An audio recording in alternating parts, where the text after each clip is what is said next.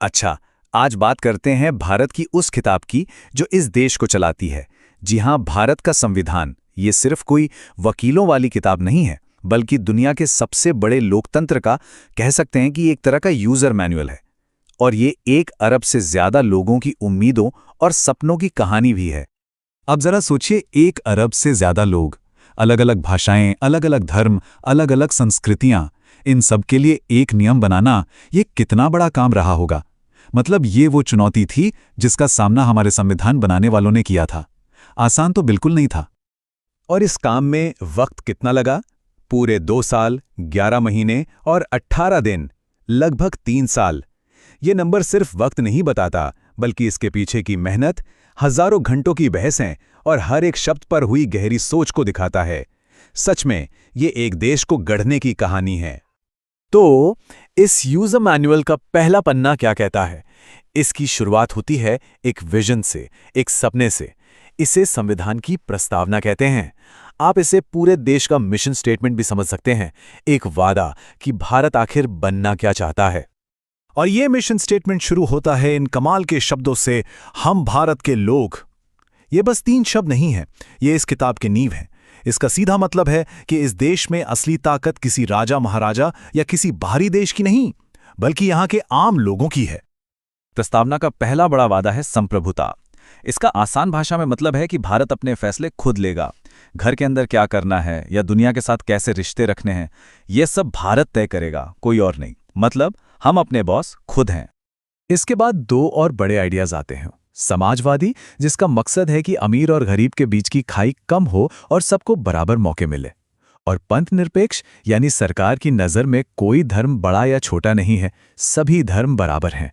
और एक मज़ेदार बात, ये दोनों शब्द शुरू में नहीं थे, इन्हें बाद में जोड़ा गया, जो दिखाता है कि हमारा संविधान वक्त के साथ बदल सकता है। और आखिर में लोकतांत्रिक गणराज्य। लोकतांत्रिक का मतलब तो साफ है, सरकार जनता चुनेगी अपने वोट से। और गणराज्य का मतलब है कि देश का सबसे बड़ा पद, यानी राष्ट्रपति का पद, किसी एक परिवार की जागीर नहीं है। कोई राजा रानी नहीं, कोई भी काबिल भारतीय नागरिक वहां तक पहुंच सकता है। तो ये सब बड़े बड़े विजन तो ठीक हैं, लेकिन एक आम आदमी की जिंदगी में इनका क्या मतलब है? तो चलिए अब इस यूजर मैनुअल के उस हिस्से पर आते हैं जो सीधे सीधे हम सबसे जुड़ा है, हमारे अधिकार और हमारी जिम्मेदारियां। ये है वो 6 मौलिक अधिकार जो संविधान हर भारतीय नागरिक को देता है। और ये सिर्फ कागजी वादे नहीं हैं, ये पक्की गारंटियां हैं। अगर किसी के इन अधिकारों को कोई छीनने की कोशिश करता है तो वो सीधे कोर्ट जा सकता है। ये हर नागरिक के लिए एक सुरक्षा कवच की तरह है। अब यहां एक बहुत जरूरी फर्क को समझना होगा। एक तरफ है मौलिक अधिकार, जिन्हें लागू करवाना कानूनी तौर पर जरूरी है। दूसरी तरफ है नीति निर्देशक तत्व। ये सरकार के लिए एक गाइडलाइन की तरह है, एक नैतिक कंपस जो बताता है कि देश को किस दिशा में जाना चाहिए। इन्हें आप कोर्ट में जाकर लागू नहीं करवा सकते, लेकिन ये संविधान की आत्मा है। चलिए, नियम बन गए, अधिकार मिल गए, पर सवाल यह है कि देश की इस गाड़ी को चलाएगा कौन? इसके लिए संविधान ने एक बहुत ही मजबूत सिस्टम बनाया है।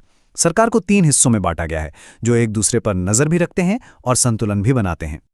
ये सिस्टम बहुत सीधा साधा है। एक हिस्सा विधायिका, यानी हमारी संसद, उसका काम है कानून बनाना। दूसरा हिस्सा कार्यपालिका, जिसमें राष्ट्रपति, प्रधानमंत्री और मंत्री आते हैं, उनका काम है उन कानूनों को देश भर में लागू करना। और तीसरा और सबसे अहम हिस्सा न्यायपालिका, जो ये देखती है कि सब कुछ संविधान के हिसाब से चल रहा है या नहीं। तो इस सिस्टम में कौन कहाँ है? विधायिका मतलब हमारी संसद, लोकसभा और राज्यसभा। कार्यपालिका के मुखिया हैं राष्ट्रपति और प्रधानमंत्री। और न्याय के सबसे ऊंचे शिखर पर हैं हमारा सुप्रीम कोर्ट। तीनों की अपनी अपनी ताकत है, अपनी अपनी जिम्मेदारियां हैं, ताकि कोई एक बहुत ज्यादा ताकतवर ना हो जाए। लेकिन शायद भारतीय संविधान की सबसे बड़ी खूबी ये नहीं है कि इसमें क्या लिखा है, बल्कि ये है कि इसे बदला जा सकता है। इसे बनाने वालों ने इसे पत्थर की लकीर नहीं बनाया, उन्होंने इसे एक ऐसा जीवंत दस्तावेज बनाया जो वक्त के साथ सांस ले सके, बदल सके और विकसित हो सके। ये हमारे संविधान निर्माताओं की दूर की सोच को दिखाता है। उन्होंने संविधान के अंदर ही एक अपडेट का बटन डाल दिया, जिसे संशोधन कहते हैं।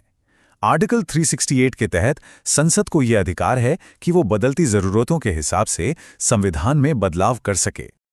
इसका सबसे अच्छा उदाहरण तो हम देख ही चुके हैं। याद है, हमने समाजवादी और पंथ निरपेक्ष की बात की थी। ये शब्द 1976 में 42वें संशोधन से ही प्रस्तावना में जोड़े गए थे। ये इस बात का पक्का सबूत है कि संविधान समय के साथ खुद को कैसे ढालता है।